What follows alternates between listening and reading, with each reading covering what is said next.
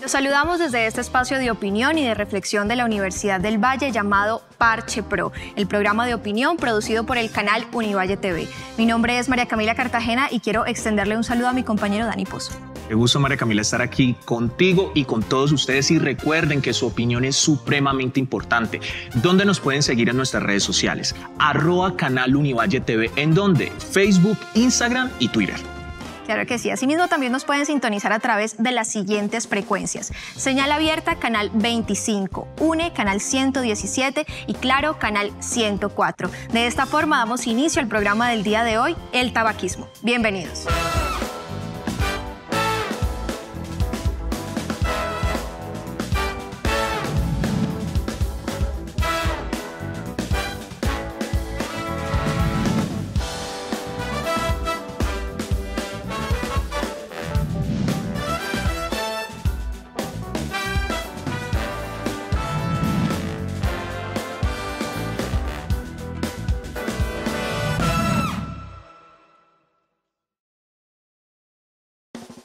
Bienvenidos así a Parche Pro. Acuérdense que el día de hoy hablaremos sobre un tema trascendental para todos los seres humanos a nivel mundial. De la mano de expertos analizaremos qué es el tabaquismo, cuáles son las enfermedades que ocasiona, sus causas, sus síntomas y por supuesto los elementos claves para su prevención. Así es, María Camila, y no solamente vamos a estar hablando sobre los efectos que tiene el tabaquismo en la salud, sino también sus implicaciones culturales, económicas y hasta en la psiquis de las personas. Pero antes de irnos con nuestros invitados, vamos con nuestro informe de contexto. La Organización Mundial de la Salud define el tabaquismo como un trastorno mental y del comportamiento, remarcando así la idea más actual de concebirla como enfermedad y no simplemente como un mal hábito.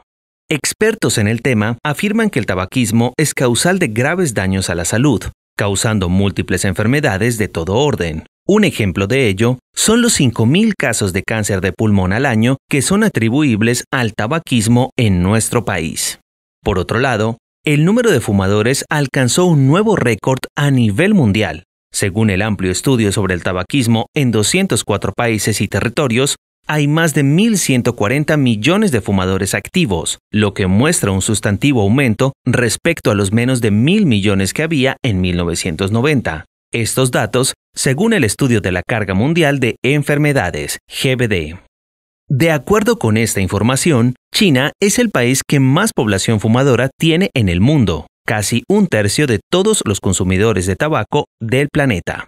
América Latina es la región que más reducción del tabaquismo ha tenido en las últimas décadas, con Brasil, Colombia y Costa Rica. El Salvador, por el contrario, ha sido el único país de la región en donde se ha incrementado el consumo de tabaco. Según lo anterior, muchas entidades y colectivos han sumado esfuerzos para visibilizar esta problemática y tomar acciones frente a ello. Con respecto a nuestro país, en el Día Mundial sin Tabaco, que se celebró el 31 de mayo, la Liga Colombiana contra el Cáncer, en compañía del Ministerio de Salud y otras instituciones, lanzaron el programa de cesación de tabaco, que busca generar conciencia sobre el impacto del tabaquismo, no solo en la salud, sino también de la economía. Finalmente, así como Colombia, muchos países han emprendido exitosas campañas y fortalecido sus regulaciones para eliminar el tabaquismo. No obstante, se requiere de una importante intervención educativa y cultural que involucre esta problemática de manera más amplia, especialmente en niños y adolescentes. Hoy, en Parche Pro, el tabaquismo. Después de este informe de contexto, quiero presentarles a nuestra primera invitada. Ella es Blanca Llorente. Ella es asesora en temas de tabaco para la Línea Colombiana contra el Cáncer. Es también economista de la Universidad Javeriana, especialista en evaluación social de la Universidad de los Andes y cuenta con una maestría en salud pública de la Universidad de Londres. Tiene 12 años de experiencia en control de tabaco y en el trabajo con comunidades para crear ambientes libres de humo. Ha coordinado también 2 estudios de comercio ilícito de cigarrillos en Colombia y actualmente es asesora y consultora del Banco Mundial, del Banco Interamericano de Desarrollo, de la OMS y la OPS en temas relacionados con la economía del tabaco. Así que, Blanca, bienvenida a Parche Pro. Muchísimas gracias, María Camila, un gusto estar aquí. Bueno, y continuamos con nuestros invitados. Vamos con el doctor Carlos Castro, que es director médico y científico de la Liga Colombiana contra el Cáncer. El doctor Carlos es médico cirujano de la Universidad del Rosario de Bogotá y tiene varias especialidades. Entre ellas tiene una especialidad en oncología médica y hematológica de la clínica British Columbia Cancer Agency de la Universidad de Columbia en Vancouver, Canadá. También tiene otra especialidad en hematología y oncología de la Universidad Javeriana y es especialista de medicina interna del Hospital Militar de Bogotá. Doctor Carlos, bienvenido a Parche Pro. Gracias, Dani. Un placer estar con ustedes y con esas panelistas de lujo que nos acompañan hoy, Blanca y Sharon. Es para mí un privilegio. Un gusto, además. Muchas gracias. Claro que sí, nuestra tercera invitada del día es Sharon Sánchez Franco. Ella es psicóloga graduada de la Universidad Nacional y especialista en salud pública de la Universidad de los Andes. Ella ha trabajado en el diseño, implementación y evaluación de programas que pretenden prevenir el consumo de tabaco en los niños, también de promoción de comportamientos saludables, de salud mental y bienestar de niños, niñas, adolescentes y sus familias. Actualmente hace parte del equipo de investigación del Grupo de Epidemiología de la Facultad de Medicina de la Universidad de los Andes, en donde coordina el estudio Desahógate. Este estudio pretende entender cómo funcionan las intervenciones que se realizan precisamente en los colegios para evitar el consumo de tabaco en los niños. Así que Sharon, bienvenida a Parche Pro. Muchas gracias María Camila y Dani por esta invitación y gracias a mis compañeros panelistas del día de hoy. Muy bien, María Camila, y ya con nuestros invitados pues entremos en este tema que es el tabaquismo y quisiera empezar por la pregunta obligada, doctor Carlos. ¿Qué es el tabaquismo y cuáles son los efectos que causa en nuestro cuerpo? Bueno, yo creo que el tabaquismo no era una enfermedad, sino cuando los hombres blancos, como el cuento, cogieron el tabaco, que era una planta sagrada en América, y la volvieron un vicio, pues eso sí se volvió un problema de salud pública. Hoy en día creo que reconocemos todos que el tabaco es el enemigo número uno de la salud pública a nivel mundial. Como bien lo mencionaban al inicio del programa, tenemos el 20% de la población mundial más o menos es fumadora, y eso usted no se imagina el daño que ocasiona el tabaco y el negocio inmenso que genera el tabaco. La industria tabacalera es tal vez una de las industrias más poderosas que hay en el planeta, y obviamente luchar contra ella no es fácil, no ha sido fácil ni será fácil, pero lo importante es que al menos yo siento que la nueva generación en Colombia está siendo más consciente. De hecho, los adultos están fumando, iba a decir estamos fumando menos, porque yo en una época fumé. Somos más conscientes del daño que ocasiona. Uno oye el tabaco y la gente inmediatamente piensa en cáncer, y obviamente el cáncer es una de las consecuencias de estar uno fumando, pero no solamente es el cáncer. Tenemos la enfermedad cerebrovascular, la enfermedad cardiovascular, los infartos, la enfermedad pulmonar obstructiva crónica, el famoso enfisema, que tanto lisado pulmonar ve uno en las calles caminando ahí, además no poder conectados a un tanquecito de oxígeno. Eso ocasiona una muy mala calidad de vida, y el costo de atender a estos pacientes desde el punto de vista económico es enorme, y más en los países como nosotros, que tenemos ya problemas económicos serios. El tabaquismo es algo que se podría modificar, y creo que hay varias herramientas para comenzar a reducir la incidencia de fumadores, pero ese tema de las estrategias para dejar de fumar se lo dejo a Sharon y a Blanca, que son unas expertas y realmente expertas mundiales, y cuáles son las estrategias más eficaces que se pueden implementar y se están implementando, pero muy lentamente en países como Colombia. Pero no podemos tirar la toalla, nunca podemos decir que ya lo hicimos completamente bien. Hay muchas cosas que todavía podemos hacer y la vamos a hacer. Claro que sí. Ese tema de las intervenciones y las acciones que se están realizando para prevenir todo este tema lo vamos a tocar más adelante en los siguientes bloques. Mi siguiente pregunta, bueno, Dani, más que una pregunta es una confusión que yo tengo con unos datos que estuve investigando. Me gustaría que Blanca me ayudara a esclarecerla. Según un estudio del Ministerio de Salud del año 2019, más de un tercio de la población de nuestro país sí fuma, pero hay otro estudio del año pasado que dice que el 82% de los colombianos, por el contrario, no fuma. Entonces, siendo los datos tan diferentes en apenas un año al otro, realmente, ¿cuál es el panorama actual del tabaquismo en Colombia? Bien, me llama la atención que hables de un estudio del Ministerio del 2019. A ver, ¿cuáles son las cifras que miden oficialmente el tamaño de la pandemia en Colombia? Nosotros tenemos 2 encuestas que utilizan instrumentos estandarizados a nivel global. Es muy importante tener este tipo de encuestas porque eso es lo que permite que tengamos datos comparables. Es como si midiéramos, no sé, el PIB del país con una metodología distinta. Tenemos que medir las cosas con metodologías estándares. Estas 2 encuestas son las encuestas del Observatorio de Calidad, del Observatorio de Drogas del Ministerio de Justicia, que mide cada 5 años más o menos en la población general y también en población escolar y universitaria cómo se comporta el consumo de sustancias psicoactivas, y entre esas pues está el tabaco. Y hay una encuesta que empezó a implementarse como una pregunta dentro de una encuesta más grande del DANE, que es la encuesta de calidad de vida, desde 2016. Entonces, cada año el DANE, el segundo semestre de cada año, nos da un dato de cómo evoluciona el tabaquismo desde el 2016. El último dato, tanto de la encuesta del estudio, de los estudios del Observatorio de Drogas, como de la encuesta de calidad de vida, están disponibles para cifras de 2019. ¿Qué es lo que nos dice esos 2 estudios? Lo primero, en la última década ha caído la prevalencia, es decir, el porcentaje de la población fumadora ha caído.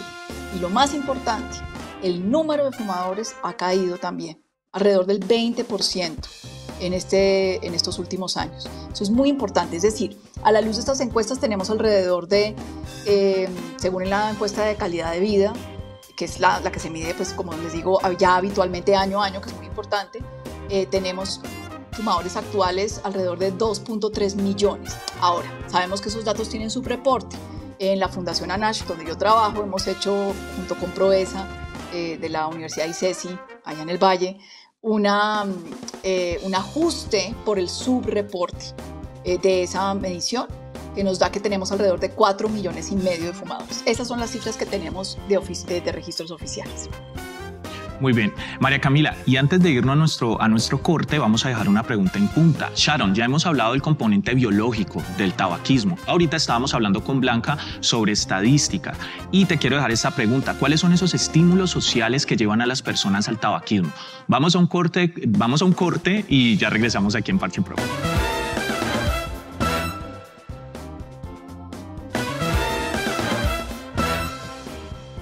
Muy bien, y regresamos aquí a Parche Pro con nuestro tema del día, el tabaquismo. Y en el bloque anterior habíamos dejado una pregunta en punta para Sharon. ¿Cuáles son esos estímulos sociales que llevan a las personas al tabaquismo, Sharon? Bueno, pues es una pregunta muy interesante. Quisiera empezar por decir que el consumo de tabaco, como otros comportamientos en salud, decimos en salud pública que son comportamientos socialmente contagiosos. ¿Qué significa eso? Que en cuanto yo esté rodeada de personas que fuman o que crean o estén de acuerdo con el consumo de tabaco, es mucho más probable que yo también tenga esa conducta.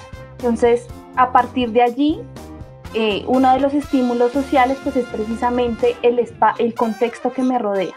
El contexto que me rodea significa si mis amigos, mis personas cercanas fuman o no fuman, qué creen sobre fumar, y luego pues podemos empezar a mirar en contextos un poquito más amplios cómo es que se da estas influencias.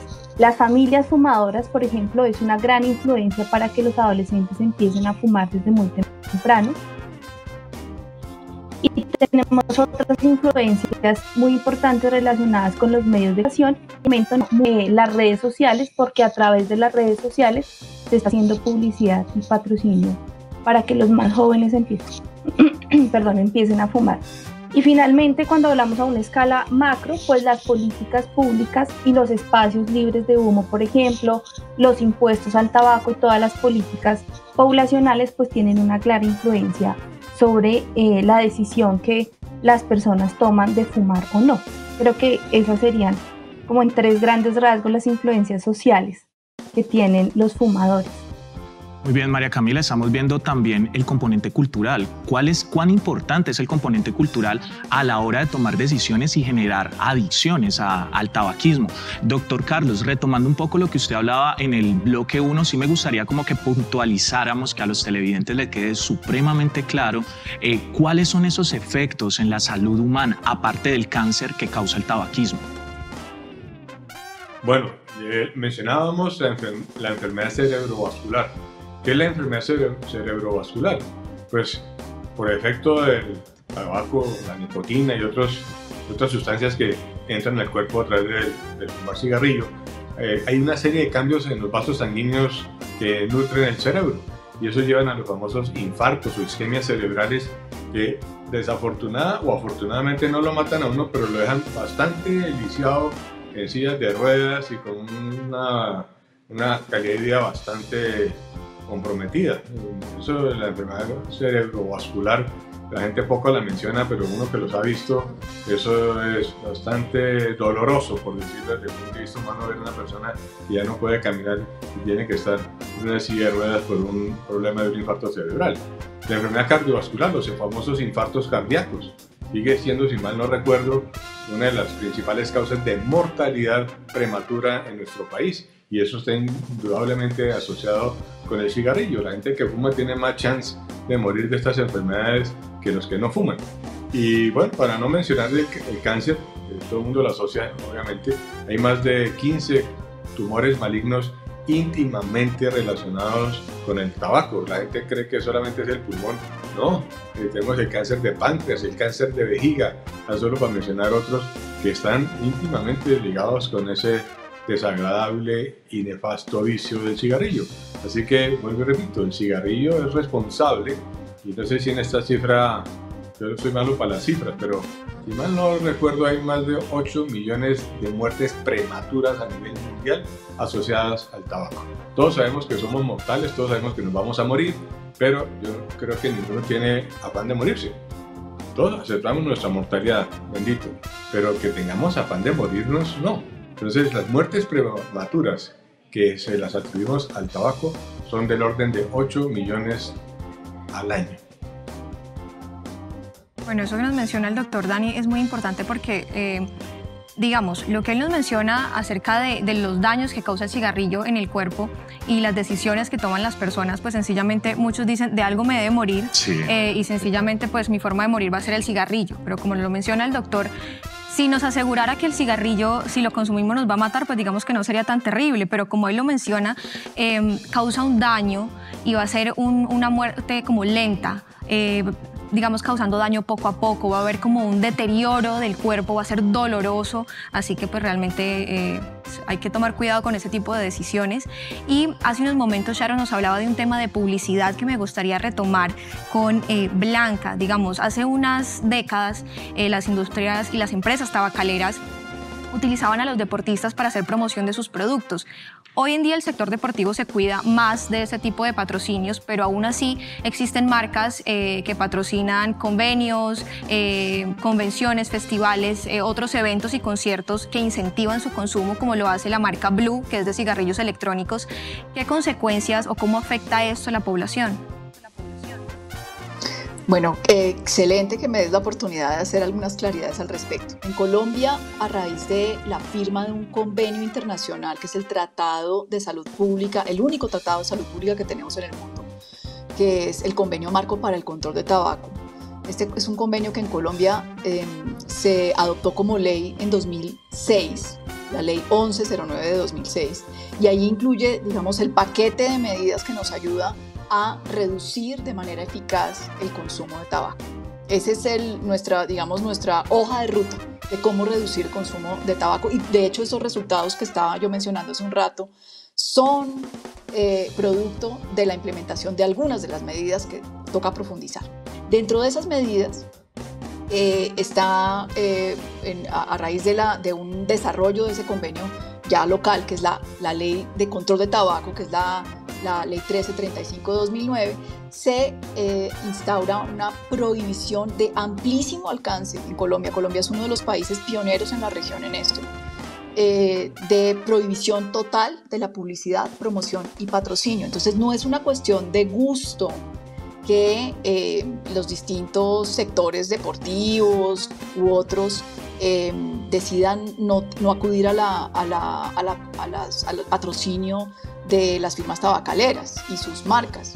Es un mandato de la ley en Colombia desde hace más de 10 años, ¿sí? Eso es importante que lo tengamos claro. Lo mismo, estos eventos que tú haces mención, conciertos, eventos culturales, eso no debería estar patrocinado por ninguna tabacalera. ¿Cuál es el vacío que tenemos? Tú mencionaste una marca de cigarrillo electrónico.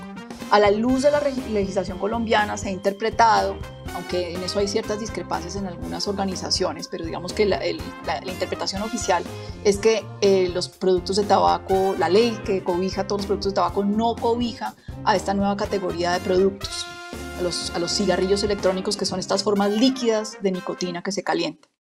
Y allí tenemos entonces un nuevo reto regulatorio, porque esto se nos está volviendo una manera de, como decía Sharon, nos volvemos a contagiar, ¿no? Porque volvemos a hacer promoción del consumo de nicotina buscando cómo eludir las normas que están vigentes y que han sido muy eficaces. Bueno, con lo que nos está diciendo Blanca María Camila, de alguna otra manera hay una incidencia importante sobre el marketing. ¿Qué incidencia tiene esto en lo psicológico? Sharon, ¿por qué la Organización Mundial de la Salud ha catalogado el tabaquismo como un trastorno mental y del comportamiento? Que no solo tiene efectos en la salud física, sino tiene efectos importantes en la salud mental. La nicotina, al ser una sustancia psicoactiva, impacta en el sistema nervioso, en nuestro cerebro particularmente, y hace que genere principalmente altos niveles de ansiedad.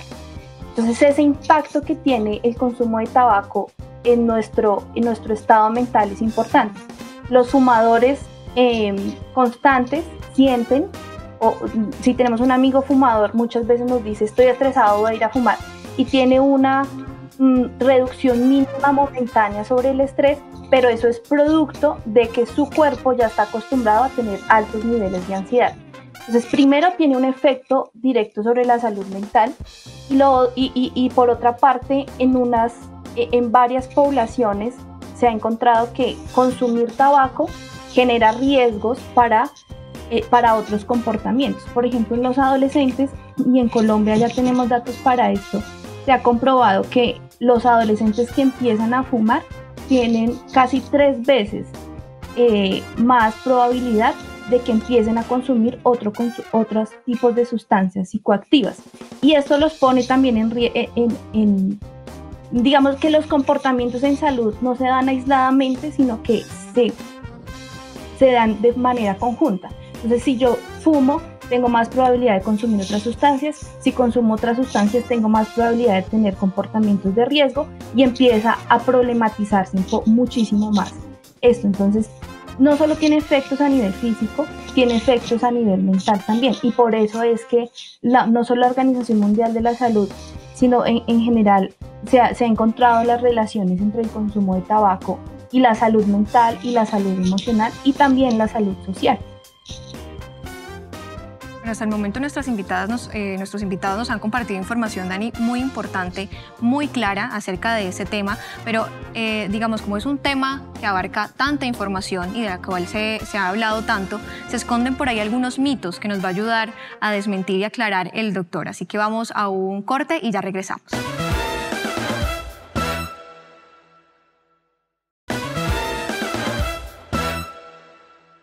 Estamos de regreso aquí en Parche Pro con el tema del día, el tabaquismo. Y antes de este corte yo les había mencionado, Dani, que existe obviamente mucha información acerca de este tema, y entre esta información se ocultan como algunos mitos, alguna información sin confirmar. Doctor, actualmente los cigarrillos electrónicos y el vapeo en sí se han convertido en una moda, pero muchos expertos afirman que esta es una moda de alto riesgo. ¿A qué me refiero con esto? Digamos, muchas personas afirman que esta es una manera eficaz de reemplazar la nicotina y dejar de fumar, pero por otro lado hay otros estudios que afirman que este vapor tiene toxinas nocivas para las células humanas, y que además de esto, las personas que se pasan a los cigarrillos electrónicos tienen mayor probabilidad de quedarse usándolos. Como le comentaba, hay mucha información acerca de esto. ¿Qué tanto es cierto y qué no? No, mire, eso no son mitos, eso es una realidad. El cuento de que los cigarrillos electrónicos es una manera eficaz para dejar el cigarrillo es otra falacia de las múltiples que la industria farmacéutica tabacalera ha tenido a lo largo de su historia. Ellos dicen que no, que está demostrado que si con los cigarrillos electrónicos el que está adicto a la nicotina, ojo, porque es que el tabaquismo es una enfermedad, porque es una adicción a una sustancia que se llama nicotina, que es de las sustancias tal vez más adictivas que existen en el planeta. Algunos informes dicen que es inclusive más adictiva que la cocaína y la heroína, calculen ustedes. Entonces cuando usted comienza a inhalar nicotina con los cigarrillos electrónicos y los que nunca han fumado creen que eso es seguro, pues comienzan a volverse adictos a la nicotina. Y hay un estudio que desarrolló la Sociedad Americana de Oncología que demuestra que los jóvenes fumadores de los Estados Unidos, creo que el 40% reconoció que habían empezado a inhalar o utilizar estos cigarrillos electrónicos y luego pasaron al cigarrillo común y corriente. Uno se hace esta pregunta que creo que es válida. Si yo soy de la industria tabacalera y yo vivo de vender tabaco, vender el vicio, ¿me van a creer ustedes que yo estoy interesado en que la gente deje de fumar? ¿Sí creen que uno es tan bobo? No, hombre, ellos saben que a través de esto están vendiendo una falsa idea de que eso es seguro y que eso es bueno, y lo que están haciendo es que soterradamente, de manera muy curiosa, como todo lo que hacen ellos, comienzan a volver adictos a la nueva generación. Por eso es que la Liga este año está sacando la campaña de romper esa relación tóxica con el tabaco, porque sí, efectivamente es una relación tóxica que luego nos pasa una cuenta de cobro, y cuando nos pasa la cuenta de cobro ya es muy tarde y hay muy pocas cosas por hacer. Así que ojo a estas ideas de la industria tabacalera que, ay Dios mío, son unos expertos en marketing, manejan la psicología de la gente y son terribles. En una época le propagaban a los médicos diciendo que los médicos fumábamos Camel y fumábamos no sé qué. Entonces, no, si el doctor fuma, yo también. Y todos sabemos que eso era pues, un crimen lo que estaban haciendo. Y lo siguen haciendo, pero bueno, eso es que los de la industria tabacalera realmente son unos genios del marketing, pero unos genios irresponsables, sinvergüenzas. Eso. María Camila. Esto ha sido muy claro, son unos sinvergüenzas, sí, es verdad. Muy interesante lo que nos hablaba el doctor sobre este término que es muy moderno en nuestra generación, las relaciones tóxicas. Y después de ese comentario vamos a ver qué opinan nuestros usuarios en Twitter. ¿Qué opinan sobre este tema algunos usuarios en Twitter? Miguel Guerrero Díaz. El consumo de tabaco es un factor de riesgo para la conducta suicida. Existe evidencia de que el aumento de su consumo está relacionado con un aumento del riesgo suicida. Reducir el tabaquismo resulta protector. Numeral sin tabaco. Numeral prevención del suicidio. Keila Esteves García. El numeral tabaquismo afecta a todos. La exposición por corto tiempo al humo de tabaco o cigarrillos tiene un efecto cuantificable con el corazón de los no fumadores. Ganemos en conciencia. Juan Gallego. Colombia sigue teniendo uno de los impuestos más bajos al cigarrillo de la región. Hay espacio para aumentar el impuesto específico, generar un alto recaudo y reducir costos en salud pública por mortalidad y morbilidad del tabaquismo. Ronnie Suárez Selemín. Sin adornos, la mayoría de los niños fumadores en Colombia comienza a los 13 años, compran los cigarrillos en la tienda y los prenden sin control en lugares públicos y en la casa. Miguel Barrueco Ferrero. 40 años después, seguimos necesitando una legislación más contundente. Los sanitarios llevamos tiempo haciendo nuestro trabajo de prevención y tratamiento del tabaquismo, mientras que los legisladores continúan con reformas de control del tabaquismo tibias. Recuerde seguirnos en nuestras redes sociales. Después de todas estas opiniones de los usuarios que hemos visto en Twitter, yo quisiera hablar del segundo tweet que mencionaba con Sharon, y lo voy a citar. El tabaquismo afecta a todos. La exposición por corto tiempo al humo de tabaco o cigarrillos tiene un efecto cuantificable en el corazón de los no fumadores. Ganemos en conciencia. Sharon, con el estudio Desahógate, ustedes analizan las intervenciones de prevención de consumo de tabaco en los colegios, pero tengo entendido que estas intervenciones que ustedes analizan son para los estudiantes, para evitar que ellos caigan en la trampa de la industria tabacalera y dañen sus pulmones, los comprometan. Pero ¿qué pasa si los fumadores directamente no son ellos, sino que son sus padres?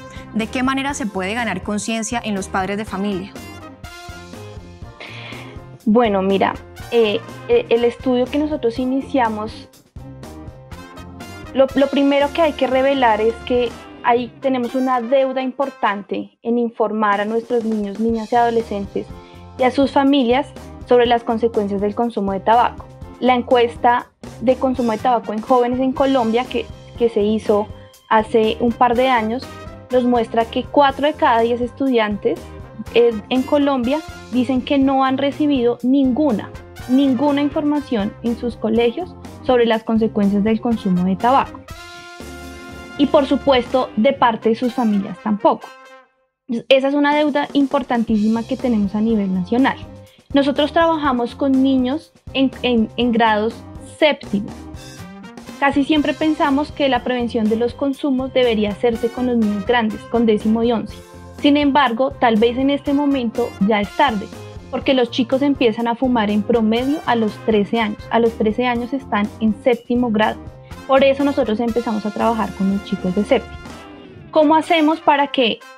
Bueno, y el otro mensaje importante que hay que dar es que estas intervenciones a nivel escolar son necesarias, pero no son suficientes. Por más que podamos nosotros hacer en los colegios, entrenar a los docentes, entrenar a las familias para que protejan a los chicos y que los chicos tengan más información, no es suficiente con eso. Necesitamos medidas que soporten estas intervenciones de educación. ¿Cómo llegamos a las familias? Pues es un poco difícil. El colegio tiene unos límites, ¿no?, que se dibujan metafóricamente con el muro del colegio. Pero necesitamos también intervenir los barrios, porque los chicos salen del colegio y ya no están en un ambiente protector. Los barrios son un ambiente de riesgo, las familias son un ambiente de riesgo. Y aún tenemos formas de hacer que los colegios sean ambientes más protectores. Una de las cosas que nosotros trabajamos y que no quiero aprovechar esta pregunta para hacerlo es trabajar las habilidades transversales para la vida de los estudiantes. ¿Qué significa eso? Que son habilidades personales que no solo le sirven al estudiante para decir no cuando te ofrecen tabaco, sino para decir no a otras cosas y también para fortalecer su capacidad de negociación.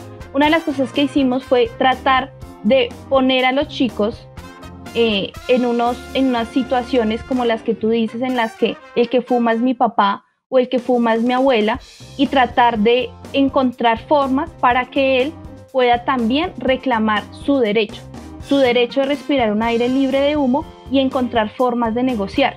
Y encontramos algo muy bonito, y es que los mismos estudiantes se vuelven influenciadores o promotores de salud con sus compañeros y con sus familias.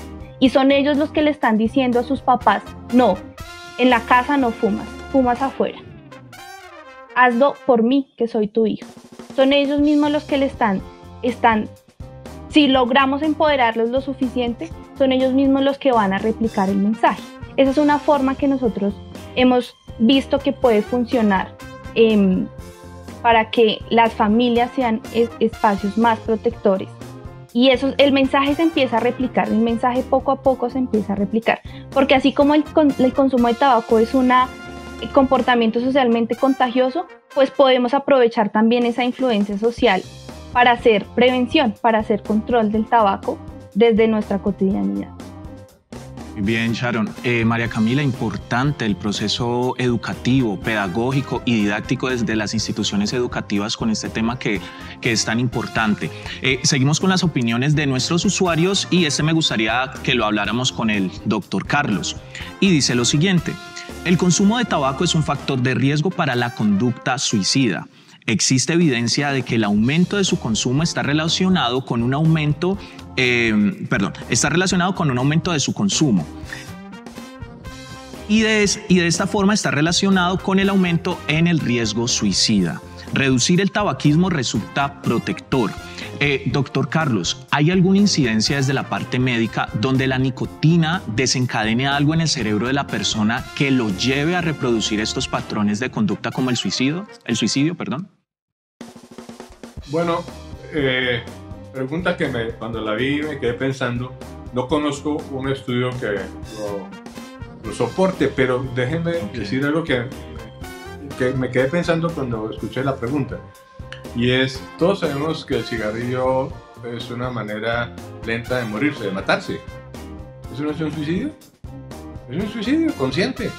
El que fuma sabe que está sacrificando más o menos 30 años de su vida. Si cuando uno nace aquí, mi Dios le dice, usted va a vivir 90 años, si usted toma la decisión de comenzar a fumar, va a perder 30 años. Entonces se va a morir a los 60. Entonces, eso es una muerte prematura. Y uno es consciente que al fumar está haciendo eso. Pues es una manera costosa de suicidarse, lentamente. Pero sí, es una especie de suicidio. Ahora, que haya fumadores que se tiran por el saco del tequendama con más frecuencia de los no fumadores, no tengo un estudio que me llegue a la cabeza para decir sí, así es. Pueden haberlo, pero no lo conozco y por lo tanto no lo digo. Pero creo que sí, el paciente que está fumando es un paciente que ya tiene una adicción. Y las personas que tienen adicciones, pues tienen comportamientos también que entran al área de la psicología y la psiquiatría. Vuelvo y repito que esto es una adicción y como tal hay que tratarla. Y un mensaje que quisiera aprovechar este espacio que llega a tantos jóvenes y no tan jóvenes que oyen el programa de ustedes en el departamento del Valle. El que fuma usualmente ha tratado de dejarlo y no ha podido, después ya dice no, eso es imposible dejarlo. No, sí se puede dejar de fumar. Primero hay que tener la voluntad y hay una serie de metodologías y cosas que pueden ayudar a un 30 o un 40% del fumador a dejar de fumar. Yo fui fumador, por eso lo puedo decir con absoluta certeza. Uno puede dejar de fumar, hay que tener la voluntad para hacerlo y hay una serie de ayudas. La Liga en este momento está desarrollando un programa para cesación del tabaco, son 21 días sin humo, que permite un 40% de éxito para que el fumador suelte el pucho. Eso es lo que decimos. Oiga, no, usted fuma, nunca es tarde, óigase bien, nunca es tarde para dejar de fumar, nunca. Así que esa es la invitación para los que no fuman, que nunca cojan el vicio, y los que fumen, piensen que nunca es tarde para dejar de fumar, y se puede hacer, y los invito al fumador que suelten el pucho, nunca es tarde. Bueno, doctor, muchas gracias por esa experiencia propia que usted nos comparte y por ese mensaje que le está extendiendo a todos nuestros televidentes. Pero, Dani, ¿cómo se encuentra Colombia en materia de regulación? Yo tengo dudas en tema de impuestos. ¿Cómo nos encontramos en cuanto al tabaquismo en Colombia? Vamos a un corte y ya regresamos.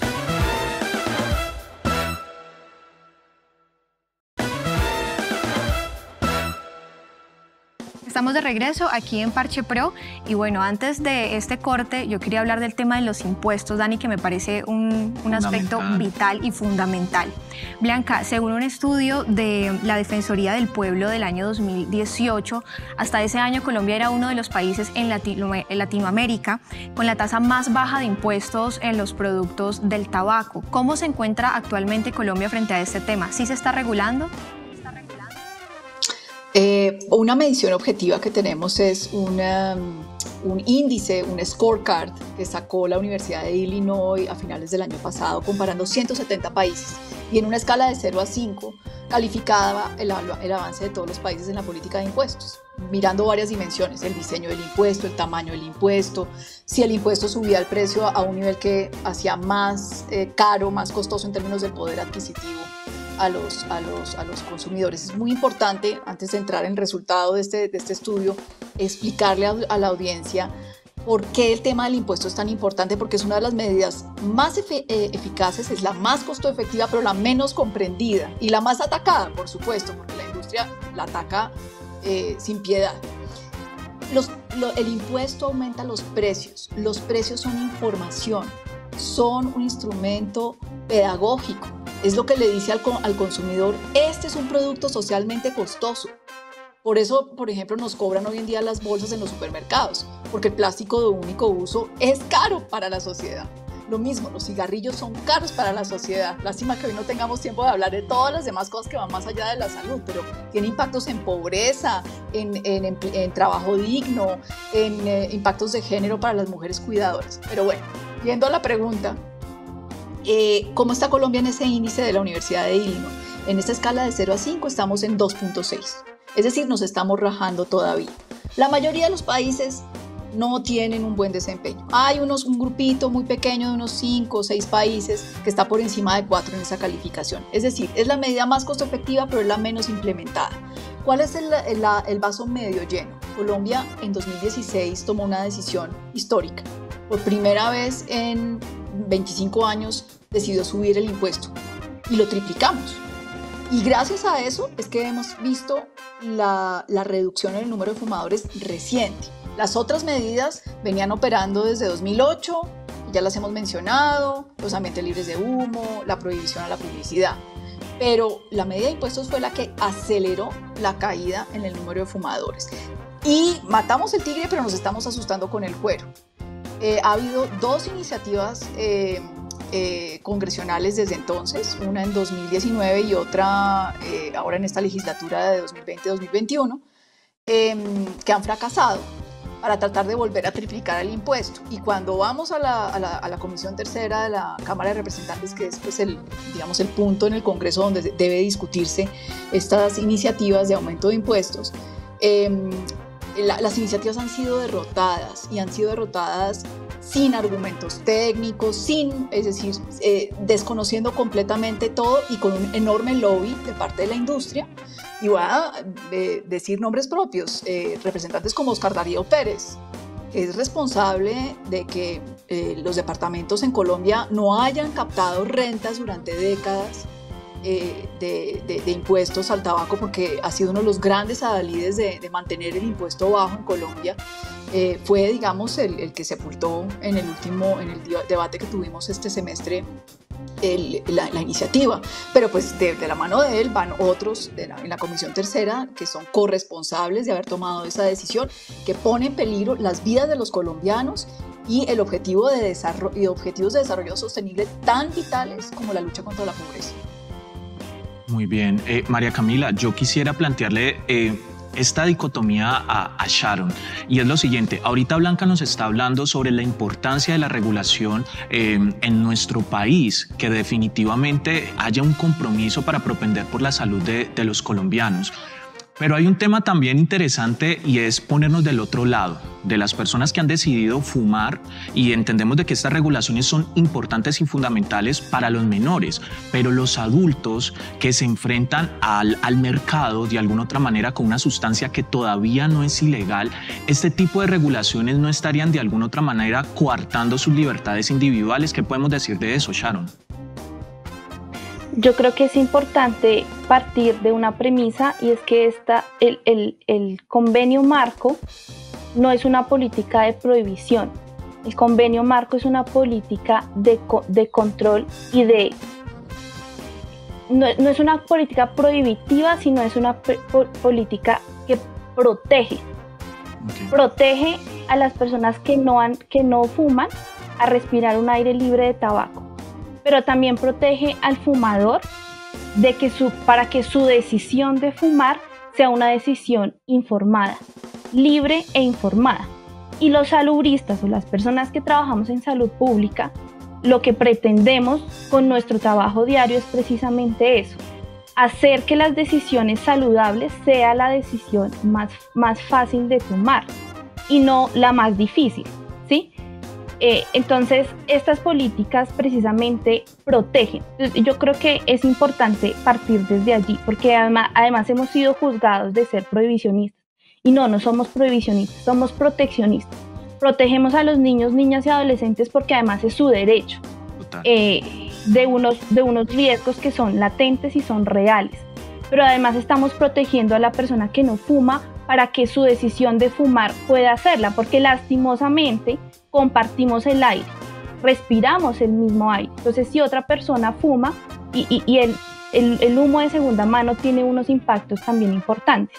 La persona que ha decidido fumar, pues la persona que ha decidido no fumar tiene todo el derecho de ejercer ese espacio y respirar un aire puro.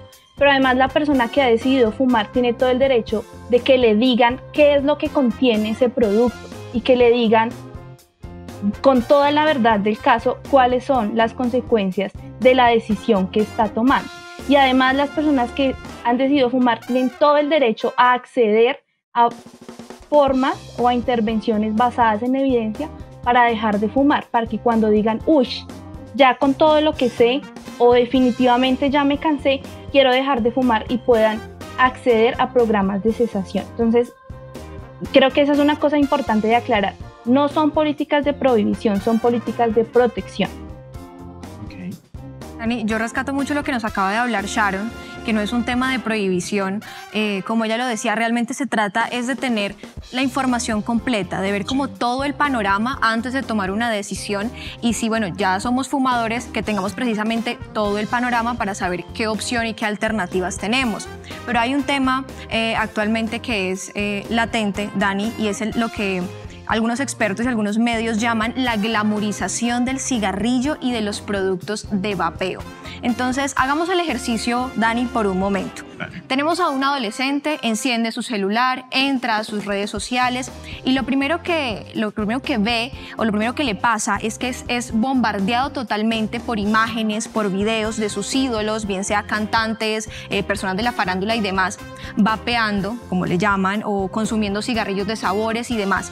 Para estas personas, Dani, estas publicaciones no representan sino un post. Es un post más en sus publicaciones y en su perfil.